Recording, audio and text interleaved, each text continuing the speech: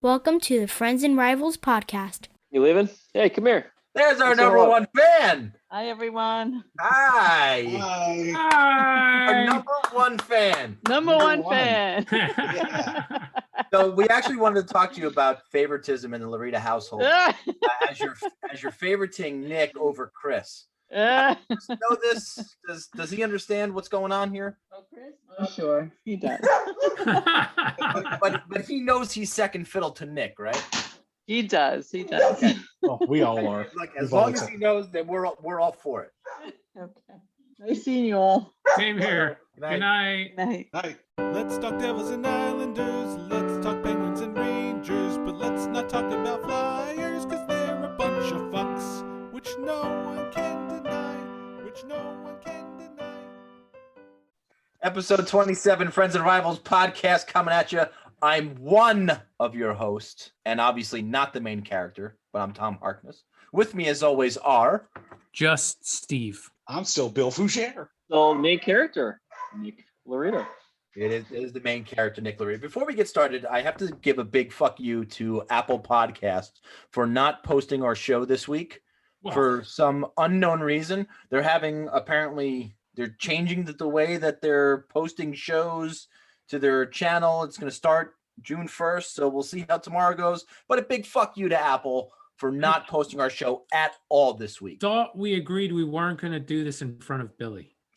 You know what? I can't help it. I just thought about it, and I got very, very upset with the Apple. They can go fuck themselves. Why wouldn't you want to do it in front of me?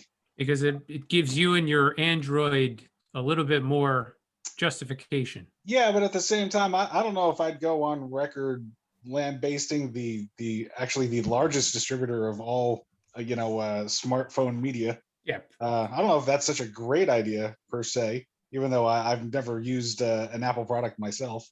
Well, I have, goddammit, and they fucked us. They fucked our show. Apple can go fuck themselves last week.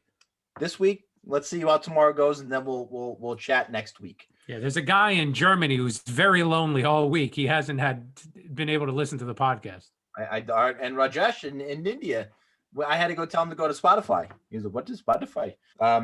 So at last we left you. The Penguins and the Icelanders were going into a game 5, and as we all kind of predicted, the Penguins didn't survive game 5, and was it game 6? Was it game 5? Game 6. It was game 6. All right, I give them a little less credit than they deserve. So, guys, once you surmise the series, and I think we'll put the Penguins season to bed, and they can all play golf with the Rangers and the Devils. Well, it was as from a Penguin fan's perspective, it's what is that now? 18, 19. Well, 4 years without a real deep run into the playoffs. 3 years without getting to the second round. But I'll get into this a little bit more when we put the when we kind of wrap up the Penguin season. Disappointing. But isn't that what we're doing? Not as bad as the last couple of years of getting swept out by the Islanders in a non-competitive series, and then going down to the Montreal Canadiens, who weren't even supposed to be there that day. So that was those were worse. This was not good, but I'll let Nick tell you about how it all went down and how his Islanders advanced to face the Bruins. Yeah, so I mean, what was interesting was we talked about it a little bit. I think last week was, I'm sure I mentioned it was that if the Isles won Game 5, at that point I think they'd already won Game 5. But if they brought home to Game 6, if the game went to Coliseum, it'd be very hard for the Penguins to win. We've been very good at home, and we had all the momentum at that point. But if they didn't win that game, I think it could have went back to the Penguins. It was a very tight series. I think we got outplayed a number of games in the series, but we were able to hang around and just keep weathering the storm. And especially the first periods in almost every game, it felt like in the series, we just basically might have had the first few minutes of like a big burst, and they might have looked really good, and then all of a sudden get outshot by like 15 to 3 or 5 or whatever it was each first period. It felt like. Game 6 was not much different. Penguins got on the board first in the first minute and a half. Isles were able to tie it up Anthony Beauvillier a few minutes later, and then a couple more traded goals in the first period. It wasn't until the second period where again the Penguins took another lead. Seemed like one of those games where it's just going to be like, we could not get a lead. It was Penguins score, Isles tie, Penguins score, Isles tie, Penguins score. And then Isles scored again, tied up, and then scored immediately after within 13 seconds. And that really changed the entire outlook of the game after they tied it up and then immediately scored the next goal. And then they scored the third goal in the second period a few minutes later. That was kind of it. Momentum completely swung the Isles' favor at that point. And then they just were trying to hold on and in the entire rest of the third period and keep the lead. And they did. And they were able to close out the series, win 5-3 in the game, and move on to play the Bruins, who we are playing this week, twice already this week. And that series is seemingly going very similarly to what we saw with the Penguins. We've been outplayed 2 straight games. And if it wasn't for going to overtime in the second game this week, in game 2, I should say, they were outplayed almost the entire game. Definitely entirety of the first game. And the second game, we started to turn around in the third period, but it wasn't until the overtime we outshot them 3-1, and almost tied the shot totals together. I think in the end it was pretty close, but man, it was pretty much. It felt like every game this playoff, I felt like just it's been like a 1-goal game. It feels like the entire time, and it's nerve-wracking to watch them. We play very tight games. There's no swings of 2-3 goals and then sit back on a lead or anything like that. I feel like I'm like constantly having to take some Pepsi AC before games and between periods. It is nerve-wracking to watch this team. But they've amazingly made it 1-1 and are bringing it home. And not, by the way, 2 games in Boston with full capacity, which we have not seen in quite some time. 16,000. I mean, it looked like it was. It was pretty much 16,000 people. It's definitely not full capacity. Not full capacity there? Not at 16,000, no. All right, and they must have been just under, but it's close enough. 16,000, place was rocking. Their capacity probably has to be somewhere around 18, 19,000. And they must have had some non-vaccinated spots then. Oh, I know what it is. It's probably around the front. They can only have certain sections. Excuse me. Right behind the bench. Right behind, you can't have fans behind the bench. You can't have fans behind the penalty box. That's what I'm thinking. I think those are the only seats that weren't sold are the ones that you could see like on TV, like right around the bottom of the rink. Yeah. Right. But we'll be bringing the game back to the island. There's going to be about 12,000, I think that I read. It's pretty close to the same thing. There's a couple sections, I think like 3 or 4 sections they're going to have open for non-vaccinated folks, which will basically be just, 6 feet apart with masks on, but everyone else has got no masks on and we're at regular seating. So I don't know how long that's going to go for. They're probably going to eliminate those probably for game 6 if we get that far. But so yeah, it's going to be interesting. It's been an interesting series. I'm really excited to see a very loud Coliseum. But I don't know. The Isles really need to turn it around a little bit. They've looked a little bit outplayed in now the second series, and we'll see how far that goes. Maybe they turn it on. We did beat Boston 5 times this year, but we lost the last 3. Dude, don't ever count the regular season stats when it comes to playoff hockey. Don't ever do that because they never ever jive with each other. It's true. Don't I know? But, 6-2 against the Isles. Yeah, but what's been scary to watch is that perfection line. My God, I get nervous every time I see Bergeron, Marchand, and Pasta on the ice together. They are such a dangerous team, a line together.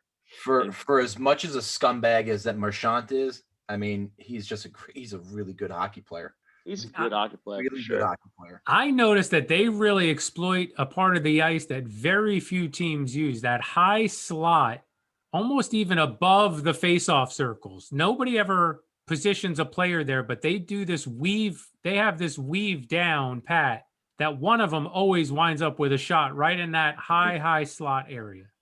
Yeah.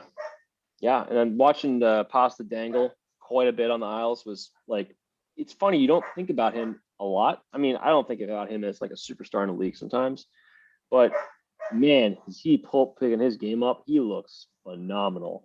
And Can we just send a memo to NBC Sports real quick? We're done. Just tell Dunkin' Donuts they need to come up with some new commercials. Oh, Jesus. If I got to see that bubble hockey commercial one more time.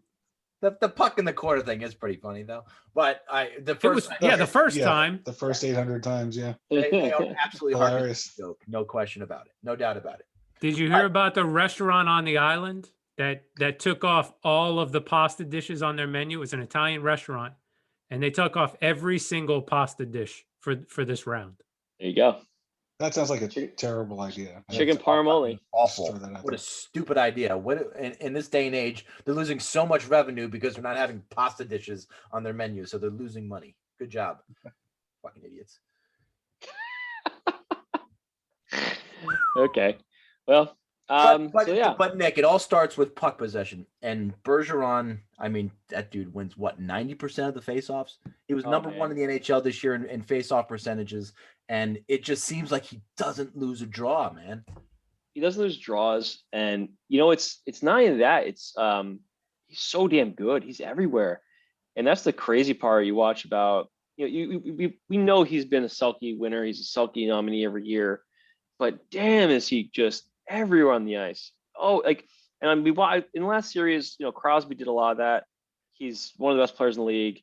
You expect that from him, and you expect from Bergeron, but he's just better at it. He's just everywhere, always in the play, always in the puck, and it's like, I'm not kidding. Every time they would try to match up the fourth line against that line a little bit, a little success. They put then they did the triple B line or killer B line, which is Beauvillier, Brock Nelson, and Bailey, and that's been our best line in the playoffs. And so they'll try to match up those guys sometimes.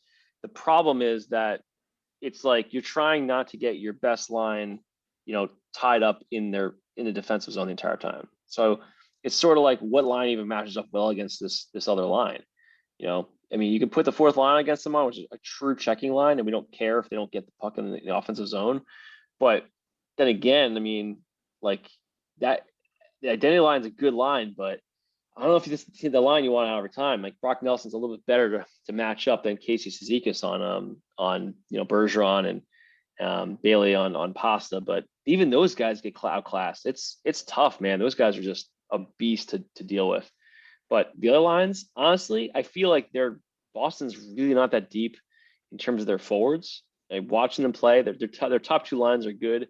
Obviously, Krejci and Hall, that's a good line, but they're not scary anywhere else. And if you can shut down that top line, they're not going to score a lot of goals against us. But it's a tough thing to stop. No, we haven't stopped them yet.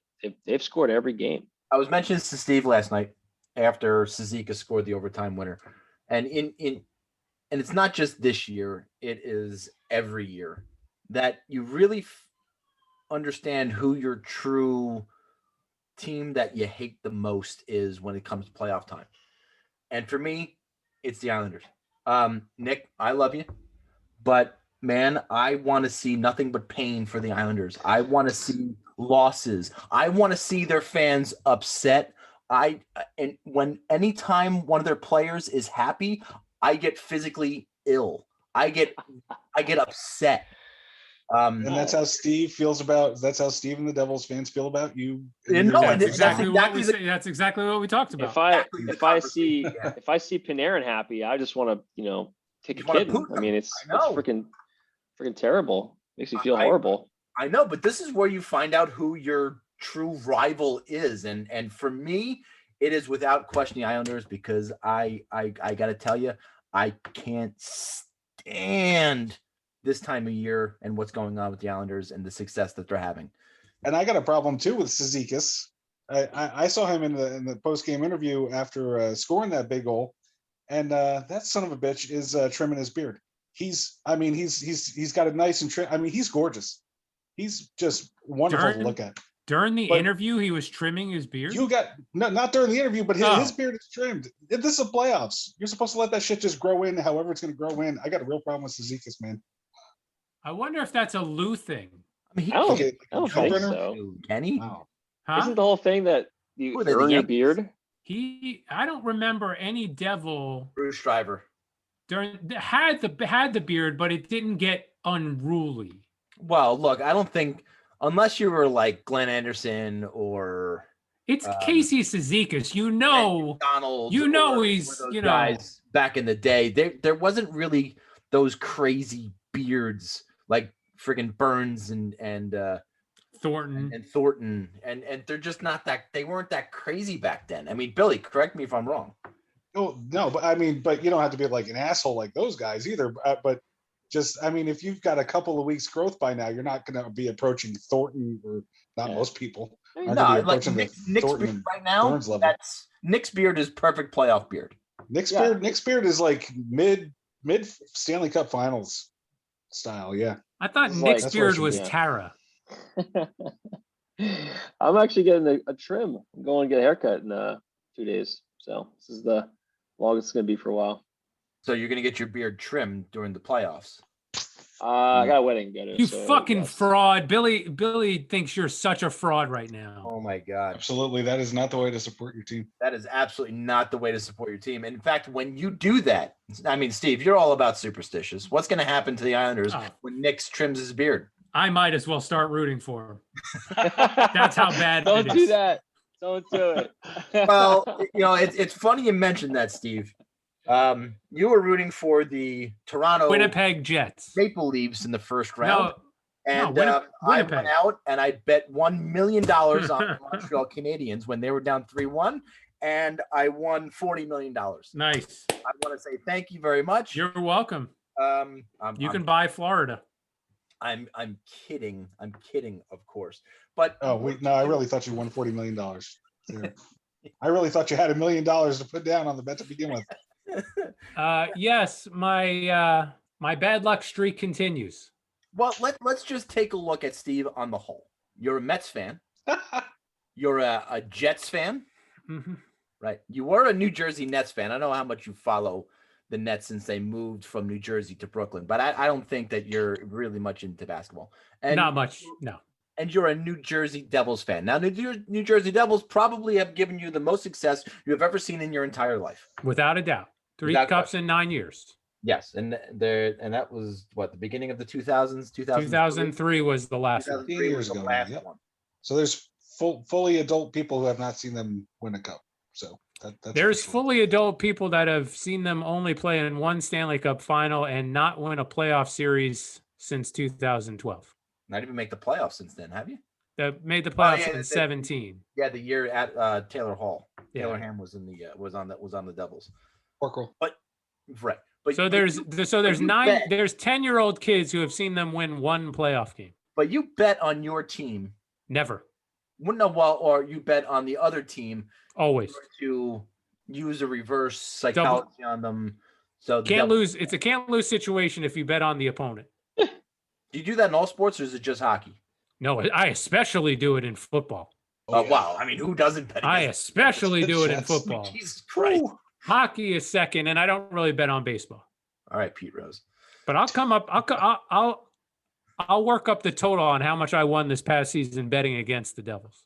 All right, well, good. Next week, that is going to be a segment because I actually want to know this. I actually want to know this. And you're a very superstitious person. You follow like the black cat crossing your path and not walking underneath ladders, Breaking Not the- mirrors. Yeah, I mean, wearing new clothes on Friday. yeah, New sure. clothes on Friday. It's that? you don't No, wear you new don't put clothes new for the shoes. first time on Friday. You don't put new shoes on the kitchen table. You don't Right, put all shoes those on a things. kitchen table at all. I mean, Who Why have to be shoes on the new? kitchen table? wouldn't you want to put new shoes on compared to like anything but brand new shoes on a table? No, That's just- no shoe. You don't put any shoes on the kitchen table. That's just ridiculous. First Like of not all. I'm even just like saying. brand new shoes. You're sitting down at the table and you want to put them on and you got to lace them up first. You don't put them on the table and lace them up. You put them in your lap. Nobody would. Who would put shoes on a table? That's ridiculous. That's not a superstition. That's just being classless. I mean, put it next to your Taylor ham and Yeah. cheese if that's what you want to do. But I mean, ugh. Now, yeah, you have a brother. You're the youngest of two. Your older brother Joe is what sports teams does he root for? He is a Flyers fan, and I think he's a 76ers fan because his youngest kid is very big, and Logan's very big into the 76ers. So I would imagine he roots for the 76ers side. If he watches football, I would imagine he roots for the Eagles. He's a big Philly guy. Oh, Jesus. Fuck Yeah, the I know. Flyers. Yeah, fuck the Flyers, but yeah, what are you gonna do? He went to school down there. It's where he really developed his love of sports. So that's what I mean. We were big Mets fans in the 80s. I mean, so was everybody. Well, Everyone with any kind of drug habit loved those Mets. What are you insinuating, Bill? I think it's very well documented. I don't think there's anything being insinuated. This is not allegedly. This is very factually. They did a lot of coke. Yes, they did. Well, Steve, who were you now backing since your Toronto Maple Leafs are out of the playoffs? I'm very happy you asked me that question, Tom, and I'm proud to announce that I am throwing my full support behind the Carolina Hurricanes. Oh boy, it's a good thing they're down 2-0 now. So let's you guys want to pool our money together? And do you want to know why? We Just haven't because put on that's the who light. you picked. That's why I'm supporting them. Well, look, they're down 0-2 right now, and I don't think they're coming back at all. I think their season's just about over. I would be very shocked if they pulled the Toronto Maple Leafs. No, I honestly can't get behind any more another team. I'm just happy to watch the competitive games at this point. No, I mean, you were going Winnipeg Jets. You were leaning that way. No, I was only kidding. Sad Toronto really broke me.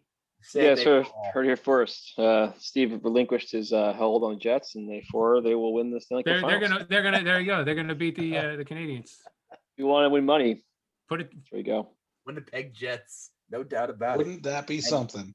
And If the Kyle Canadian Connor. team that broke that curse was the Winnipeg Jets. All Wow. that money on Kyle Connor. Who knew? Who fucking knew? But I'm going to talk about the Toronto Maple Leafs for a second here. They were up 3-1. Yeah, Nick, are you okay? You're choking on your tea? They were up 3-1 in the series. Now, they were up 3-1, and they lost Tavares in that game, or they lose him prior to that? They lost in game one, right? Yeah, I thought they they lost lost him. at the beginning. They of the lost him series. in game one. So Yeah. Tavares is not the excuse for them losing or choking. So they just flat out blew it. Up 3-1, let Montreal come back and win the series in 7 games. As soon as it went to 7 games, I had a feeling Montreal was going to win because game 7s, you need goaltending. And say what you want about Carey Price, he was better than whatever Toronto was going to throw out there. I mean, and you could have called that guy. Who's that guy that played the game for the Hurricanes? David Ayers. You could have called him in for the Maple Leafs. I don't care who the hell you called.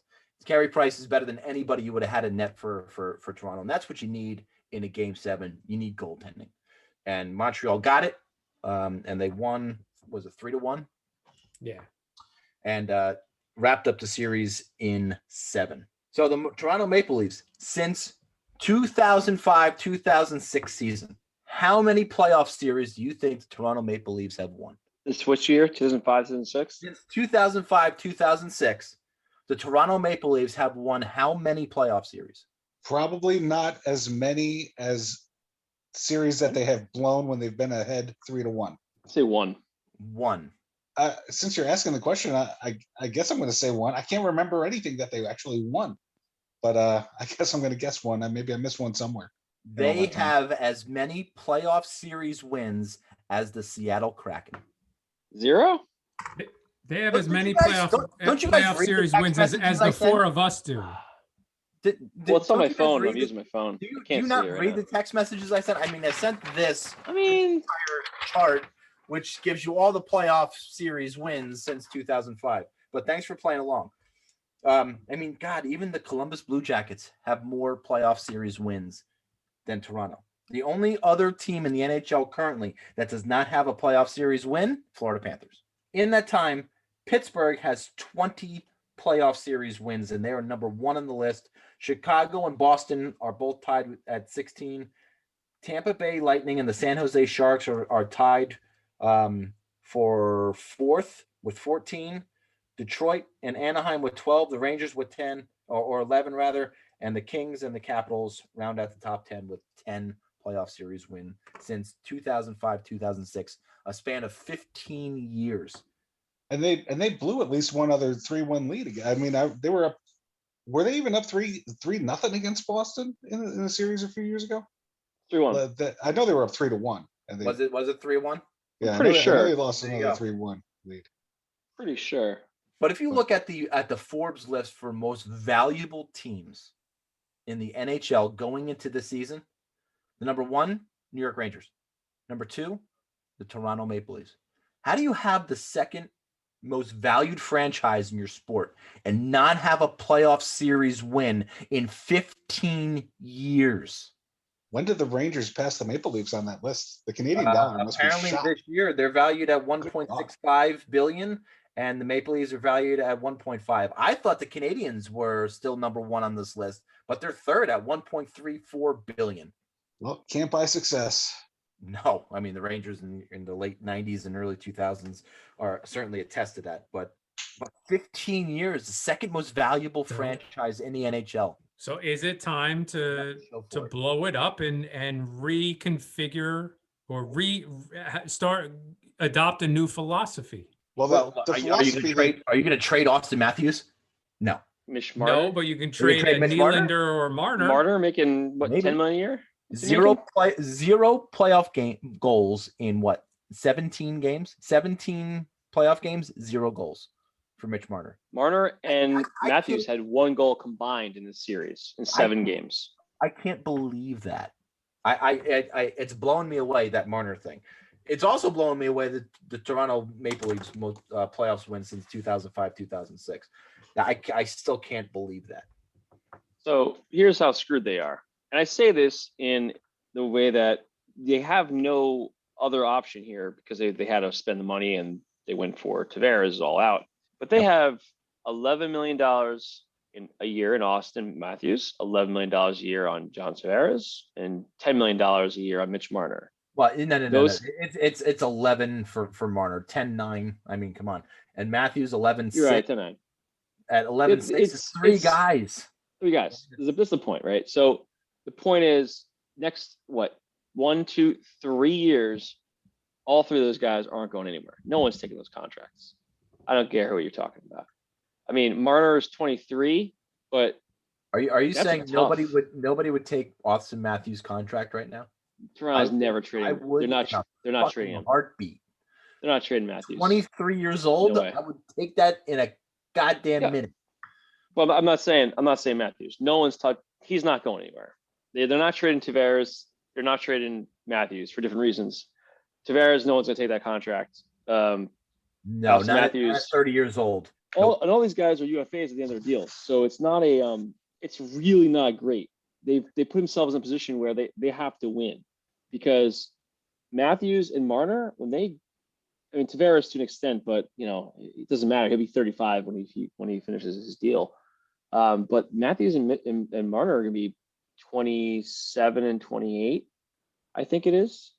Right in the prime of their careers. They could stay there, but to be honest, they could go anywhere. They're not RFAs. They have no, especially if this doesn't go well for the next few years. I don't know where they're getting the help either, because that's a lot of money. Someone's going to take Nylander on for another $7 million almost a year for next 3 years. That's a lot of money. We're talking about Mitch Marner and and the teams that could possibly do it: the Devils, the Rangers. But Mitch Marner to me is Ryan Strome. I mean, and look, Mitch Marner's a better player. He had more points, but that's the body style. That's the type of player I see when I see Mitch Marner and Ryan Strome. To me, in my mind, they're a little interchangeable. Yeah, but Marner's better. But that's just it. Why wouldn't you want to take that player, but the upgraded version? Marner's a wing. Strome's a center. And Strome's a better all-around player. I don't think so. And I don't think Marner is. Panarin. Not to say that Marner wouldn't have chemistry with Panarin, because he probably would. And he's half the cost. Not even, dude. He's a quarter of the cost. Well, we'll see what happens after this year. $4.5 His contract ends this year, right? Is it this year or next year? Strome's next year, after next season. So yeah, But I mean, not even but Martin's comparable. not done until 24, 25. And that's $11 million cap hit. It's $11 million cap hit. So they got almost a third, almost just under half. So like 40% of their cap and 3 guys. 45, 47% of their Yeah. cap is those 3 players. 3 players. And defensively, I don't see how they're gonna get much better. But the cap ain't going up anytime soon either. You know, And it's Jake Muzzin, Morgan Yeah. Riley, DJ Brody. defense and goaltending win in the playoffs, and that's but it's an look old what they saying. got And coming off the books. Zach Bogosian, Ben for $1 Hutton. million. Um, Yeah, but they're not coming off for a lot. Who the hell is that? The biggest thing for them is they're gonna get Riley Nash and Zach Hyman to come off, and that combined total make $5 million. No. Everybody else, You have a bigger name coming off of that list at the end of the season, and that's Freddie Anderson. I didn't get $5 that far million down the list. defender who was decent at best, who didn't even start in the playoffs because of Jack Campbell. Okay. Yeah. That's $10 million coming off the books, and then you gotta hope that Campbell doesn't play like out of his mind, and you have to pay him a lot of money because he's a UFA. He's 29. He's not a young spring chicken. I mean, I don't know. Is No, he he's really not. the guy? I don't even know who No? what Jack Campbell played before he was on the Maple Leafs. Wasn't Did they he pull him out of the Anaheim? was he like the 8th goalie in their depth chart? I mean, I don't know. Kings? He was the It Kings. was funny. 8 months ago, when Thornton signed with Toronto, you know why he said he signed with Toronto? I want to To win. bring his bad luck to them. No, I want to win a cup. That's what he said. Well, That's to what be you're fair, he supposed to knew say. it wasn't happening in San Jose. No, not anymore. They came close. And can we just go back to your Ryan Strome comparison? Ryan Strome's career season, 70 games, 59 points. Okay. 59 points is still 8 less than Marner's worst season. Look, there's no question Marner's a better player. But I'm Offensive. talking body style. I'm talking. What is that? What does body style matter when you're talking about talent? Because the Rangers need to get bigger and physical, and Mitch Marner doesn't fit that category. They No, already but got a guy who's But that he's size. better. But he's a better player. But he can't play center, so it's a moot point. Well, you brought up the Strome comparison, not me. Because that's who he reminds me. If you look at somebody who says, that guy reminds me of that guy. And Mitch Marner always reminded me of Ryan Strome. Well, you look at it this way: it's you could have a Mitch Marner, one player, $10 million, $11 million, or you could have a slew of guys that add up to that amount. Yeah, And who are physical, tough hockey players. I'm going the latter every single time. who may be better in the playoffs because they can play that grinding style, or they can just fill out the roster and make you a deeper team, or give you different options, right? It's Well, like they the had- age-old look, question: do you go Toronto depth or had do you go grinders on spike their and team. go get stars and scrubs? Obviously, Toronto went stars and scrubs, and it hasn't worked out the way that they expected. And they've played, and Marner himself has not won a playoff series in 5 straight playoffs. They've been swept in the first round each time. Yeah. The same thing with Austin Matthews, too. Yeah. So, look, they're not going to have Spets on the team next year. They're not going to have Joe Thornton on the team. They're not going to have Wayne Simmons or Nick Foligno. So there is a large number of their cap coming off the books, especially with goaltending. So it's going to be a very I think the entire offseason, to me, this offseason is going to be fascinating to see the player movement, to see what teams do to get under the cap, to see what teams do to get better. Not to mention the expansion. Cap, man, it's going to be fascinating. And then, who do you protect? Who do you leave available? Right, exactly, Nick. Yeah, you guys are right with the expansion draft too. It is unbelievable. Speaking of drafts, we have ourselves an NHL Lottery Draft tomorrow night. It's my Super Bowl, baby. Well, yeah. Say. I think after the whole letter thing to the NHL, the Rangers are going to pick 16 or 15, wherever they're going to fall. But the Devils have a really good shot at landing number 1. Steve, what are the odds? They have just over 10% chance to get 1 or 2, an 11.5% chance to stay at number 4, And their highest odds, 43.9%, is actually to move back one spot to number 5. How the fuck is that? How is that even possible? Because you got to add up all the other every other team's chance of winning first, second, or third, or first and second, because the Kraken are going to pick third pretty much no matter what, unless they win first or second. Right. You think the NHL does that? You think the NHL fixes it to give them the number 1 pick? Bill, you think that, huh? To give the who? NHL fixes the top pick for sure. So you don't even have to ask yourself what odds, blah blah blah blah blah. You have to ask yourself, who does the NHL really want to help out this season? Dear Gary Bettman, I've always been a huge fan of yours. Whenever teams have booed you, I have told them sternly to stop booing the man who brought such success to the NHL. If the New Jersey Devils get the number 1 overall pick tomorrow night, that will mean the number 1 pick in the last, what? 3 of the last 5. 3 of the last 5 years. We're going to put them into the Edmonton Oilers category, except I don't think that the talent that the New Jersey Devils are drafting equal what the Edmonton Oilers drafted. All right. Well, there's only the one Connor McDavid. There was no Connor. Yeah, I mean, there was no Connor McDavid in those 2 drafts. Absolutely not. No, but who are the other guys that they drafted at number 1? Right? Nugent Hopkins, Draisaitl, Nils Yakupov. Yeah, I mean, well, minus Nils Yakupov. I mean, all those other players are pretty solid players. The 2 guys you have drafted number 1 overall. If Hischier turns into Bergeron, that's a success. I mean, what? Jesus Christ! When the season started, you said he was fucking Jonathan Taves. Now he's Patrice fucking. No. He can't even pet his vagina to make it not hurt enough. Wow. To wear a face shield.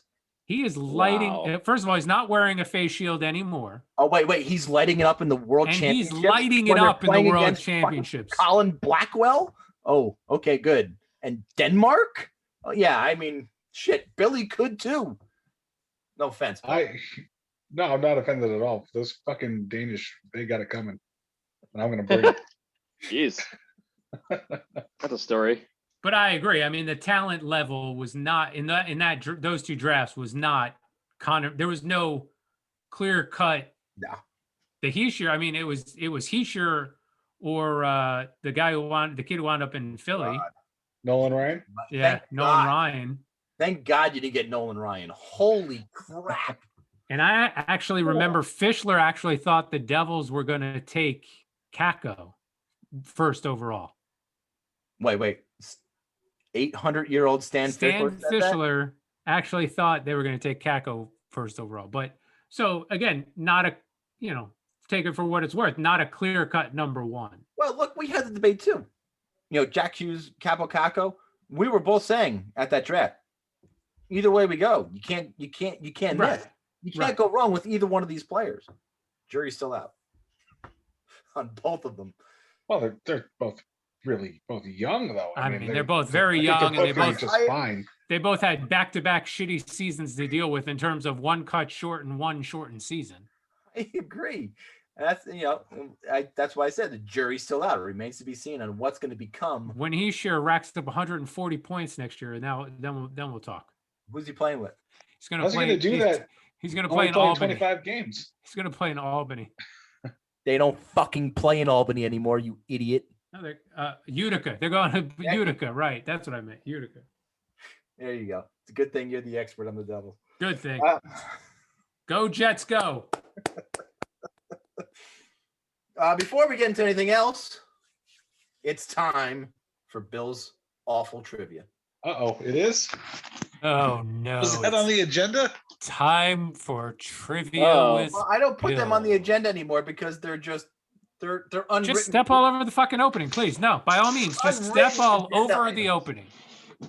I'm doing the opening live and you're stepping all over it. That is so disrespectful. I'm sorry. Can you restart? It's time for because I gotta go get the Jesus, cards. are you kidding me? My God. What? I'm not doing it again. I'm not doing it a third time. God, read the stupid question. But we need the intro music. It's time for trivia with Bill. Yuck. Go. It's time for trivia with Bill. Yeah. Oh, Nick's is better. I like mine better. I agree. That's why he's the main character. Mhm. Right. Read the card. Okay. That's right. So this goes with the playoff theme, I think. Read even the though this card, team's Chuck Woolery. Let's go. out. Which Florida Panther was known for starting a quote rat throwing unquote craze? Which Florida Panther was known for starting a rat I mean, throwing I craze? think I know the answer, so I'll go last. This is Scott Mellenby? Scott Mellenby. Scott Mellenby. Wow. I had down between him or Kirk Muller. And he didn't throw it. He Like, hit he it in the locker hit it room stick, and then right? got a hat trick and then scored a hat trick. Yep. Apparently He killed did it. a rat.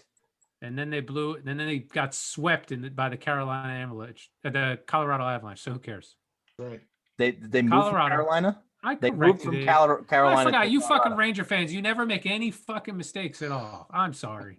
And now with our actually more favorite segment, it's Impressions with Nick. Well, I have no impressions. He wasn't today. ready. No, you didn't put it on the agenda. You It have wasn't on to the put it on the agenda. These are unwritten agenda items. I also had no time today. I barely got on here. Obviously, my parents here, so it was not an easy day to get through with finding time to do this. So sorry, guys. Not this week. Do you want me to I do can do an another impression of. impression? I can do an impression of Tom. Oh. Ooh, I wanna see okay. that.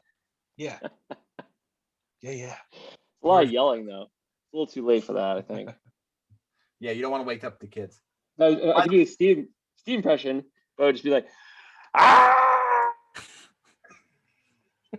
Entire time. I would have gotten that.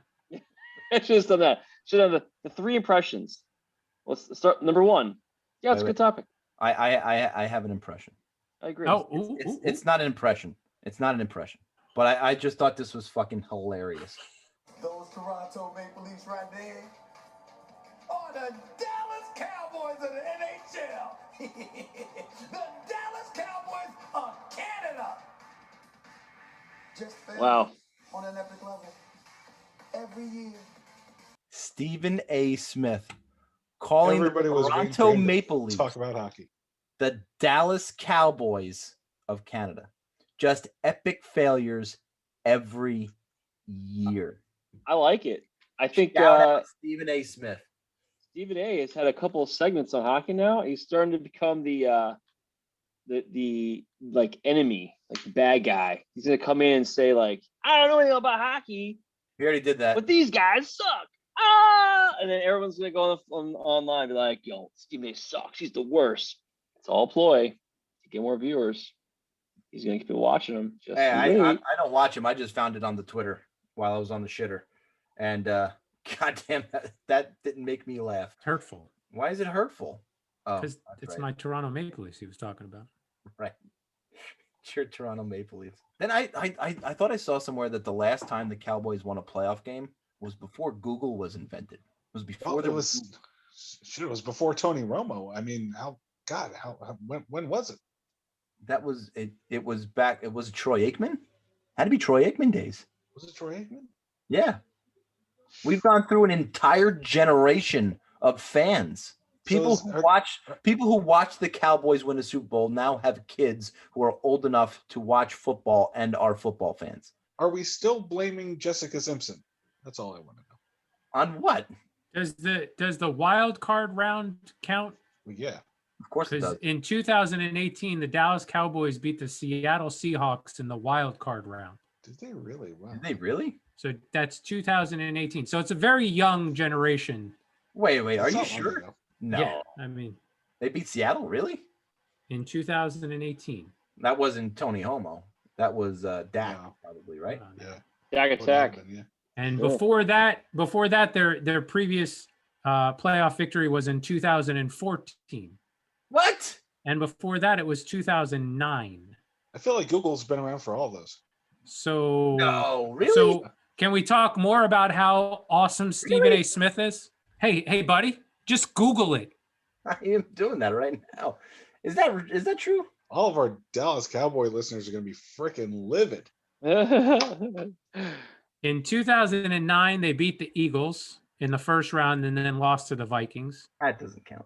In 2014, they beat the Lions and then lost to the Packers. That doesn't count. Beating the Eagles and the Lions counts as playoff wins? Wow. They count. They couldn't get to the Jets? It's the playoffs.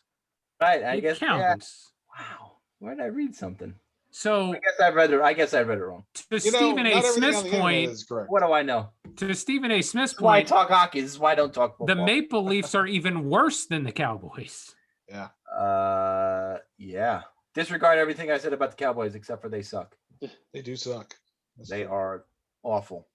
Vezina finalists were announced, and I can't find the post on it, and I'm not prepared, but I think it was Vasilevsky. Marc-Andre Fleury. Marc-Andre Fleury and Philip Grubauer. Yes, and Andre Vasilevsky. Nick, I made this list in the middle of the season. Yours. No Varlamov, you all right, buddy? I'm good. I was surprised, but I think it's probably going to come down to the number of games they played, and that Sorokin, as a backup, played pretty well. And that was shared. Right.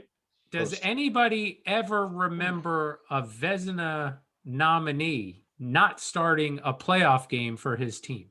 Trivia question. Is it trivia with Steve? Good question. No, it's just curious. Just because since Fleury didn't start game one. Yeah, but he played the entire first round, didn't he? Or most of the first round? Played most of it, but not all of it. Okay. I mean, Varlamov probably must have been number 4 on the list, I would imagine. And he didn't play almost all the first round. He was pulled out of the first game, and then Sorokin won the rest of the series. But it doesn't matter, is my point. If you have a good backup that can come in and get hot. But game one of a series, why wouldn't you want to throw your star goalie out there? I mean, to your point, the Islanders went back to Varlamov, right? Yeah. Even though Sorokin helped them win that first series, they went back to the starter. Yeah. I don't know. Good question. It's a good point. I think it's weird. I just think it's weird that he would, The Golden Knights didn't vote on the finalists for the Vezina. They're just managing their goaltenders in their series. Well, look, this guy played 45. And you know what? They did a bang up job. They only lost 7-1. Well, look, this goalie I'm going to put out there played 45 of his team's 56 games, won 24 of them, had a save percentage of .916, and had 2.58 goals against average. That's Vasilevsky. Connor Hellebuck. Oh, you weren't just going with. He's not even the best Connor on his own team. He's definitely not the best. Apparently, he's not the best Connor on his team. Apparently. Yeah, he got hosed, huh? Do you think Hellebuck got hosed? Do you have the stats on the other? Sure. Those stats did sound very similar to Vasilevsky's, though. That's why that was my guess. So really, just look up Fleury and Grubauer. Well, I'm curious as to what Vasilevsky's stats were. 42 games played, 31-10, 925 with a 2.221. I mean, I guess that's good. Yeah. Well, it's interesting. Varlamov was 30-9 with a 922 and a 195 goals against. Wow. But again, played behind a stacked defense. So we'll go with the Brodeur defense for him. So yeah, Grubauer played 40 games. Andre Fleury played 36. Wait. Your stats have got to be wrong because Tom said Grubauer was 30-9, and you said he played 31 games. You could. Bill? What? Wait, Bill? No. 39. You said he played 40 games. 40 games. Yeah, 39-1. Oh, I thought you said 39-1. Okay. Yeah. And Vasilevsky played 42. Now, Andre Fleury and Varlamov played the same number of games. 36. 36 games each. 26. Andre Fleury had more wins. He had 7 more wins, which is a big difference. They had the same. Fleury was 26-10 with a 928 and a 198. Yeah, they had very similar numbers. All right, otherwise, they were better than Connor Hellebuck. But to be honest, Andre Fleury had the better numbers, and he deserves that spot over Simeon. But you were saying Hellebuck? Hellebuck's save percentage is not that great, nor is his goals against. And comparatively speaking to everybody else, it wasn't. It's not even in the ballpark. But the goals against average, I mean, Vasilevsky was only a 221 goals against average and a 925 save percentage. Yeah. if you look at the top 3 score winners in terms of winning games, it's Vasilevsky, Grubauer, and Fleury. They're the 31, 30, and 26 wins. So they had the most in that regard. And to be honest, they definitely had great numbers. I think it's pretty cool to see. I mean, Vasilevsky he played a couple more games, but he had a lot more saves. They might just give it to him based on his number of saves. It's just about 200. Yeah, about 200 more than Grubauer and Fleury. And he's also a past Vezina Trophy winner. And as Bill said, that team really went to hell towards the end of the season. I would imagine he kept them in a ton of games. I feel like that's exactly right. The way their defense went south, it might really even cost him in this race, though, because that's why his goals against went up to 2-2-1, yeah, as so high as it did. Yeah, it's hard to say how these guys vote on these because they all have very GMs vote on this, right? I thought I read that somewhere today. The GMs vote for the Vezina. Yeah. Oh, good God! You got to stop reading these things. It's the Dallas Cowboys. It's the Dallas Cowboys vote for this. Fuck the Dallas Cowboys. So would Davidson get a vote then? No, he was never the GM. Right. That was the Gordon. Would I don't know. I would imagine it's whoever's acting GM at the time right now. So it's Drury. I mean, maybe I'll read it on Twitter and then I'll report on it. So does Dolan just tell Drury who to vote for then? Exactly right. Since he's just a puppet, he's gonna do a write-in on Georgiev. All right, Billy, I'm gonna let you finish the episode today and give us your post-mortem thoughts on the Penguins season and playoffs. The floor is yours, my friend. Final thoughts on the Penguins season and the playoffs. Well, I feel like I tend to go a little bit lighter on a team when they make the playoffs and fail than some fans do. I mean, there's obviously it got very emotional with some of the Pittsburgh fans and that want to maybe see Mike Sullivan go or make more broad sweeping changes. I guess I'm a little more forgiving in that, this first round exit, like I kind of mentioned before, is not the same as the other first round exits. I feel over the last couple of seasons, they went up against an Islander team. It was a number 1 versus number 4 scenario. However, this was an Islander team that spent more of the season in first place than the Penguins did. The Penguins, snuck in there in like the last couple of days. It's obviously I feel like 1 through 4 there was a lot of quality in the division. Every matchup was going to be tough, and when I look at the way the Penguins lost that series, I try to kind of think along with the general manager or the general manager and president, the combination of Hextall and Burke, and try to think what could they have done differently? What should they have expected to do, and done differently? The Jeff Carter move was a great move. It really bolstered the forward lines. It gave them the depth that they really needed against the Islanders, because the Islanders did have that shutdown pair of defensemen that really took care of the Crosby line pretty well. And that's, not the first time that's happened in the playoffs. So that you need that depth. That's why you talk about getting like that third line center, the guys like in the past, like they had with Bonino and in those Stanley Cup years. It's just so important to have that depth, and they got it. And the defensemen, I felt like, if you asked me a few weeks before the trade deadline, I would have said, let's get another defenseman, because they need that depth, because they're never all healthy.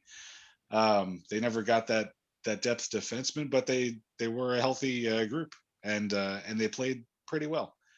And really where it all came apart, I think you have to look at the goaltending for the Penguins, because otherwise it was a competitive series. Otherwise the Penguins really might have won that series if they had dominant goaltending, and Tristan Jarry just was not going to provide that. So I try to think along with the GM, like, should they have seen that coming? Maybe they should have saw that coming. But from what I saw from Jarry throughout the season, trying to think if I would have tried to make a move to replace him or get somebody better to upgrade. I guess you always look to see if you can upgrade, but Jarry started the season poorly, but did, maybe like in the middle of March or so, kind of become that goaltender that they needed him to be. The Penguins are a mistake-prone team. They spent a lot of the season carrying the play, like kind of owning like the territorial play and that sort of thing. But teams that are a little bit more opportunistic could jump on some of those mistakes and beat them sometimes. And early in the season, Jari was not bailing them out of those things. Later in the season, he became that goaltender that could kind of bail them out of some of those mistakes and let them do their thing. So once the trade deadline came and they seemed like they were comfortable with him, it was all in with him, and that just did not work out. Ultimately, in that series against the Islanders, Jari bookended that series with 2 games that he played unacceptably poor in, and really didn't give his team much of a chance to win in game 1 and game 6. And obviously in a 6-game series, when you're kind of giving away 2 of those games to goaltending, it's just not going to work out for you. And I'm saying those were the 2 games I blame him for. I'm not even blaming him for the overtime loss in game 5 where he passed the puck to the other team. That's just like a brain fart kind of mistake, that any player on the ice could make. It wasn't necessarily his poor goaltending in that game that did it, but it was a mental error on his part. So when he's got to take ownership of 2 of those losses and maybe a third out of 4 losses, that doesn't reflect well on him and possibly his future with the Penguins. But then I also think back to another guy in Marc-Andre Fleury, who we Penguins fans will kind of make a saint of him now, but Fleury was a part of the playoff failures of several seasons between 2009 and 2016. There were many seasons that ended, and I said, there's no way he's going to be the goaltender here next season. Luckily for the Penguins, I wasn't making those decisions, and they had general managers that could make that decision wisely. So, it's on Burke and Hextall now to make that call. Is Jari part of their future? How horrifying is that for you, Bill? That Brian Burke and Ron Hextall are in charge of your team's future. It's definitely going to be interesting. Well, I got to give him credit for the Jeff Carter move. It's not one that I thought was going to be such a big deal, and it really was. I mean, they went out in the first round anyway, but that was really a great move, and I can't overstate their ability or understate it based on one move. I mean, it's going to be an interesting offseason. I'm not too comfortable with them yet, but that they're the ones that are going to have to make the call on the Jari and net. It doesn't look to me like he's got the kind of maybe confidence in his game, or just he doesn't have that thing that he could take it to the next level in those big games. Doesn't seem like it's there, but that's going to be for them to judge. And to me, I mean, that's going to be the most. There's going to be a lot of decisions like with every team in the off season. The expansion draft and what's going to go on there.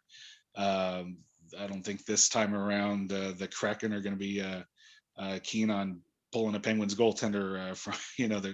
That's probably not going to be their pick. It's not going to be Jari or DeSmith. So I don't think they're going to have to worry about who they leave unprotected there. But just where this situation goes with the goaltending, I think is going to really go a long way with defining if there really is any sort of window left for this core group for any more long Stanley Cup runs. The goaltending just has to be way better, and I guess that's the thing that I don't know. Should they have known? Should they have known based on what they saw in Jari that he wouldn't have been the guy in this playoff run?